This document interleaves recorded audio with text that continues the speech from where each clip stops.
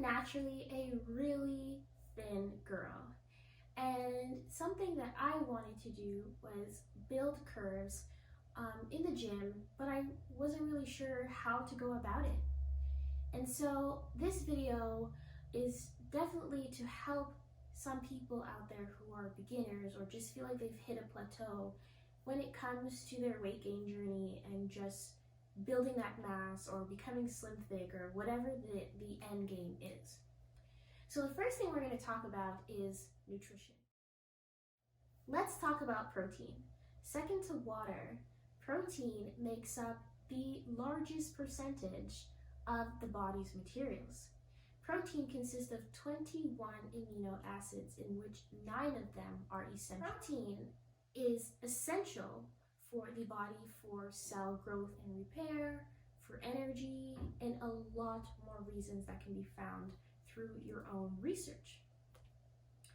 Protein should make up 10 to 40% of one's diet, and when calculating your daily protein intake, the calculation is simple. Here it is on the screen. So it can start from 0.8 kilograms, ranging to 1.8 kilograms multiplied by your weight in kilograms to give you the recommended amount of protein that you should have for the day. Let's talk about how underconsumption of protein can affect you and why that might be hindering some of the results for your weight gain journey, or just like building curves, etc., or mass. So with protein, it helps with muscle growth. And if you did the calculation and you see, okay, I need X amount of protein. When it comes to protein, yes, I don't mind having a meal plan where, I'm going to eat chicken like for the whole week, I'm not someone that really gets bored of these things. However, if I find myself in a pinch where maybe I forgot my protein, like I forgot my meal at home and I'm out and about and I'm really hungry and I don't want to eat out, then I think it's really ideal to look into supplements such as like protein, like protein powders. I have a really good protein powder here with me today, and it is the TEAMI Wellness Protein. And here I have it in my tumbler, which is actually really convenient because you can carry the powder in the bottom right here. So it actually helps me with my busy schedule or if I forget, because at least I know that if I keep protein in this container and I have the container like in the car or something or in my bag, it's a lot easier to have access to water as opposed to like a whole meal on the go. So I really like having this with me. And you know what, like this protein, it has 17 grams of plant protein. It's a blend of, organic pea and rice protein. It's vegan. It doesn't have any artificial flavors, colors. Like I've been drinking it for a couple weeks now, and I am just obsessed. It's really simple to make. Like I've just mixed this with 8 to 12 ounces of water. Usually I put milk in it, but I feel like water is more accessible. So I've been mixing it with water and it still has a really great taste. So I'm down for that. But pretty much like, I really like the fact that it's very small and compact, that I can travel with this and I don't have to worry about, oh my gosh, like if I don't go home, I can't meet my protein intake, like even if you're at home and you meet all your requirements, like if you're somebody who is training, you need to repair those muscles that you've been breaking down and rebuilding, So this is something where you can definitely find the balance between supplementing and eating from eating food. So yeah, that's kind of it. Let me put this here. Yeah, I think definitely having enough protein in my diet was a huge game changer. I'm telling you, like it never dawned on me that I should be eating more and being cautious about my protein intake. So that's something that I'm really happy about, and it's something that I try to monitor to the best of my ability. Sometimes, which we're actually going to get into in the next segment. So next up, we are going to talk about carbohydrates. So the main function, which I'm sure there's a lot more, but carbs give us energy. Carbs are our friends, okay? It should make up 30 to 70% of your diet. And also, you know what, if you're more active, you need more carbs. It just makes sense from a energy point of view. I mean, like, if you're exerting more, then you're gonna have to refuel. And so this is the best way to do so with carbs. Next up, we're gonna talk about fat. So, fat actually helps in the transportation of fat-soluble vitamins like A, D, E, and K. It also contributes to taste and texture and gives us a sense of fullness and satisfaction. It contributes to 10 to 30% of your calories, and it's something that has different types of fats. I mean, we all heard of cholesterol, monounsaturated fats, unsaturated fats, trans fats. Like, we've heard of it. And you know, our micronutrients would be minerals and vitamins, which we can get from food, you know. So you're gonna find certain things that you can't get from food, like vitamin D. Vitamin D is not a natural vitamin found in food. You're gonna get that from the sun, but some products are fortified so that you can get that dose of vitamin D, like milk, for example. I mean, a lot of our food is fortified to give us sort of the chance to meet those macro and micronutrient recommendations. So this is something to definitely look into.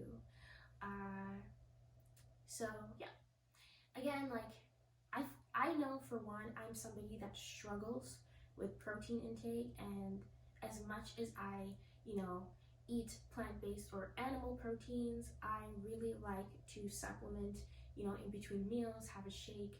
And like I said before, I eat to live, I don't live to eat, so I don't really get into mixing like peanut butter and berries and all that. Like, if I have time, sure, but when you're on the go, you know, just simply mixing the wellness protein powder with water is enough for me. The taste is great, and I'm getting my grams in. Like, to me, this is a match made in heaven.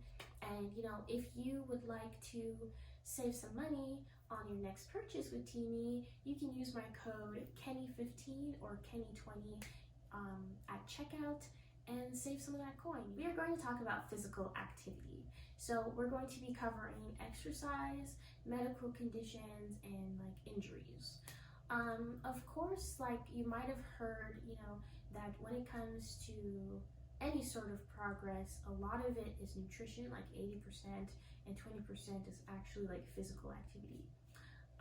There are many studies behind this, and I do feel like, okay, if you were to do the hardest workout you've ever done and then go and eat McDonald's after, for sure it's not going to reflect your hard work, because what you're putting in your body to replenish is not nutrient dense. So I can see how that is a fact. So when it comes to exercise, right, and gaining weight, we think more about building mass, like hypertrophy, just getting bigger muscles and doing it that way. And I just think that when it comes to exercise, you need to be mindful that we cannot spot treat where we want to gain weight. Okay, like, yes, there's genetics. Genetics play a huge role in this, for sure, but it's something that we need to take into account, that when we gain weight, the extra weight is going to go wherever it wants to. My weight, it goes to my face, it goes to my legs, my butt, my stomach, everywhere. It's evenly distributed. But you have some people that it may just go below the waist or just above. Like, everyone is different. So when it comes to exercising, you want to be mindful of, okay, what can I reduce? So or what can I build upon? You know, if you are gaining weight and you want to build bigger glutes, those extra calories that you're eating because you're in a deficit, and all the hard work you're putting into glute-focused exercises will promote growth as long as you're eating right and you're doing the right exercises, okay? Nobody build a butt working on their back. So that's definitely something that comes into play. Of course, your medical conditions play a huge role. You know, like if maybe you're taking some medication that makes you gain weight or makes you lose weight, these are all factors to factor in, and like your health comes first. You know, definitely prioritize these underlying medical conditions before thinking, oh yeah, I want to gain mass and I want to get thick. Like your health comes first. Get that sorted, and don't feel bad about taking that time to be selfish and to worry about your condition. And the same thing goes for injuries, you know. Maybe you were always that person, sorry, I have to check the time. Maybe you were always that person working out in the gym, and then you got injured, and because you're not working out, you've lost your mass and you're losing everything that you worked for. No need to fear. There's something called muscle memory, and I'm sure once you're getting back on your feet, you can get those gains back. But until then, it's important to get at least 30 minutes of some physical activity. So if you can walk. I think a lot of people are under the conception that like you have to be like lifting weights, or you have to do cardio, do this, do that, do this, do that. You could be dancing. That's still a form of physical activity. You know, like if you want to gain weight in a sustainable way, you got to do things in moderation and make sure that you can keep on the weight. Like if it's happening way too fast, like how are you really going to maintain that? The just as fast as you gained it is just as fast as you're going to lose it. So even if you feel like, oh my goodness, maybe I overdid it with the calories and all this stuff, like, you know, you can incorporate more walks, but never take it to an extreme, you know. Just be kind to yourself and do things in moderation, and just monitor, okay, if I increase my calorie intake by 200 calories, like, okay, what differences do I see within a week, 2 weeks? What happens if I lower that number? So these are all things to definitely balance out and marry the two when it comes to nutrition and physical activity. Those things go hand in hand, okay? Next up, we're going to be talking about lifestyle. So this section is going to cover sleep, stress, and just like habits, you know? So I think often we tend to just focus on nutrition and physical activity and not realize that people are going to have different results because they have different lifestyles. You know, if you're somebody that just has a very demanding job, like maybe you don't have time to get to the gym, or you don't have time to cook meals, like these are all things to worry about. I know I'm somebody that if I stress out, I actually lose weight. It's like the quickest thing for me to do because I'm naturally small. So the minute I start stressing about stuff, I lose my appetite, and like I could just shrink like this. And that's something that I have to battle. And this means that I need to, you know, have a social support system that encourages me and like watch for my well-being and my self-care, self-love, and make sure I'm in a good place mentally. That way those things don't affect me. Your sleep. Are you getting 8 hours of sleep? I mean, in a perfect world, we'd love to, especially as adults, like there's so much going on. But your sleep is also really important. Like this can definitely have a huge toll on your results. Because this is when the body takes time to repair. It's almost like when you plug in your phone at night, like it's the same thing. If you're just totally drained all the time and overworking yourself and no time to just like sleep, then of course you're gonna have some issues hindering your results. And when it comes to habits, like, are you motivated? Are you a happy person? Like, these are things that can also play a role in your weight gain journey. And I feel like a lot of these points that we touched on today can be applied to your weight loss journey, if that's something, or just fitness journey in general. I think these three things and these three main topics and subtopics definitely are things that you can, evaluate in your situation and see like, okay, what sort of changes can I make? So if you've made it to this part of the video, comment down below gains in caps, so I know that I know who's out here wanting to just have this discussion and see how we can better ourselves and get that mass, and I just want to invite you to use my discount code with TEAMI. That is Kenny15, so KENI15 or KENI20 for 15% off minimum order of $29 and 20% off of a minimum order of $40. So in summary, reviewing these 3 topics can help you approach your weight gain journey different and hopefully maximize your results. Thank you for watching. Remember to be happy, be healthy, and most importantly, be fabulous.